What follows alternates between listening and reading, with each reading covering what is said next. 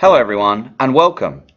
Today we are going to be learning about something called street art and looking at the work of some famous street artists. Street art is a kind of art that usually can be seen in outdoor places or on private property, where everyone can see them. Places like buildings, walls, bridges, and sometimes even trains. Street artists usually use spray paint as well as tools such as stencils or rollers to create their artwork. Most street art is considered to be vandalism, meaning that it is illegal and you can be arrested for doing it. So this is a good time to give a warning. You should never paint or draw on other people's property without their permission. It's a crime and you could be arrested and get in a lot of trouble. Street art is often confused with a different kind of vandalism called graffiti. Graffiti is also normally seen in outdoor places, but it uses words, normally the artist's name, instead of pictures. You can see some examples of that here. So we have learned 7 words so far. Let's review them.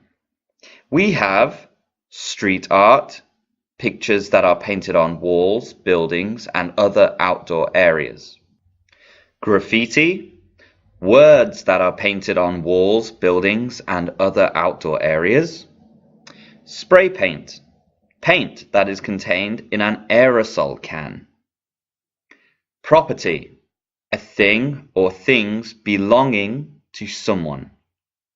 Vandalism, to illegally draw or paint on a building or property. Illegal, something that is a crime or breaks the law. And lastly, permission, to be allowed to do something. Both graffiti and street art became popular in the 1980s in New York, a time when almost all of the artwork was thought of as vandalism. As street art became popular all over the world, some artists became famous too. Because of this, some of their artwork, which started out as vandalism, then became valuable. Let's take a look now at one of the most famous street artists in the world. Do you recognize the pictures?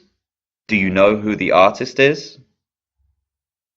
These are all paintings by the artist Banksy, who is from Bristol in England. Banksy does not use his real name. This is because he does not ask for permission before painting artwork on a building. This means that his artwork is illegal and considered to be vandalism. So Banksy's name is a pseudonym, meaning it is a fake name. His real name and identity are a secret. Banksy began his career as a graffiti artist in the early 1990s in Bristol. In the late 90s, he began using stencils for his paintings. Stencils are usually made out of card, and the artist cuts the design out of the card using an X-Acto knife. Then you can simply hold the stencil up against the wall and spray the paint over it. The paint will go between the gaps in the card onto the wall. Using stencils, Banksy can plan his artwork before doing it and can paint it very quickly, which is important because he doesn't want to be caught doing it. Banksy's artwork is known for being political, anti-war, and anti-capitalism. He often uses pictures of rats, apes, policemen, children, and even members of the British royal family. These days, Banksy has become so famous that building owners and governments are excited to have Banksy art appear on their building. Businesses that have Banksy art normally get more customers because people want to see Banksy artwork. Also, Banksy works are extremely valuable, meaning they are worth a lot of money. If Banksy paints on a building, the artwork becomes the property of the building's owner. So the owner can decide to sell the art if they want to. Let's take a look at some of Banksy's most popular artworks that were sold. First is the piece known as Kissing Coppers. Coppers is a British term for police. It had been painted on the side of a pub called the Prince Albert. The owners were able to remove it from the wall and sell it for $477,000. That's 562 million won. They then replaced it with a copy and covered the art with a plastic case. Another piece called I Remember When All This Was Trees was sold for $137,000. The picture shows an African-American boy with a can of red paint and a brush alongside the words, I remember when all this was trees. Finally, in February 2013, Banksy's Slave Labor was removed and sold at an auction. It was bought for $1.1 million. Banksy was very unhappy about his art being sold. He said in an interview that for the sake of keeping all street art where it belongs, I'd encourage people not to buy anything by anybody unless it was created for sale in the first place. This means he thinks you should only sell art if the artist created it to be sold in the first place. So now we have the question, who should own the art?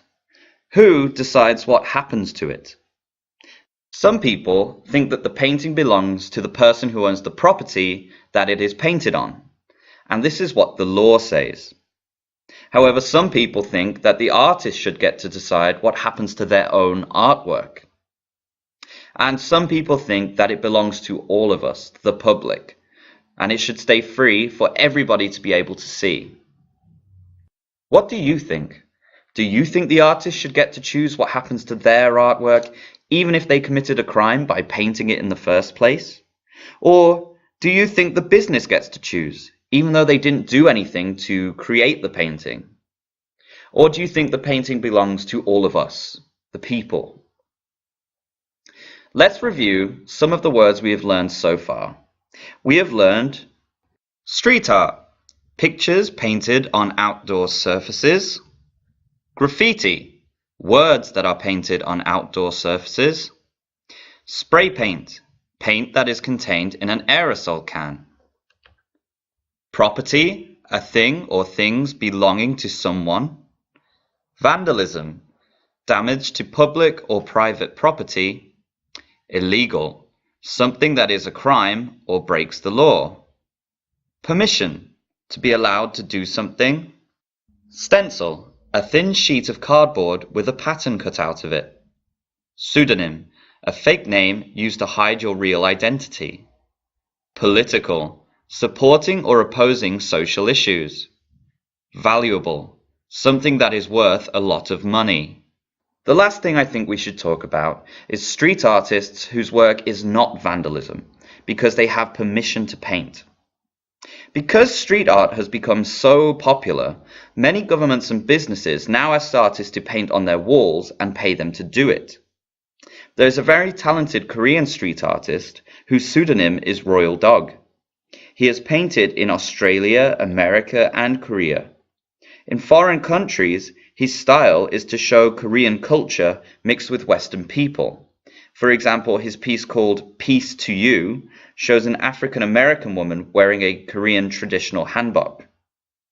Recently, he painted this mural outside of the Korea Tourism Organization in Seoul. This work is different to Banksy's because he was hired and paid to do it, which means he had permission. So this work is not considered vandalism. If you want to learn more about him, you can see a link to an interview with him in the description. So finally, let's review what we learned today. We have learned that street art is artwork that is found in public outdoor spaces. It is usually painted using spray paint, and artists can use the painting to give political or cultural messages to the public.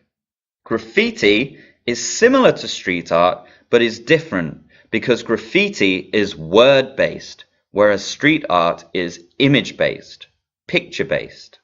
In the past, street art and graffiti were almost always considered to be vandalism, which means it is a crime and you could be arrested for doing it. Because of this, Some artists use pseudonyms, which are fake names such as Banksy, to protect themselves. But these days, street art has become so popular that the art is valuable, so people argue over whose property the art is. Some artists now even get paid by governments and businesses to paint on their buildings. I hope you enjoyed this lesson and have learned something new about street art and popular street artists. If you want to learn and find out more about street artists or any of the artists in this video, please look in the description for some useful links. Thank you for watching. Bye bye.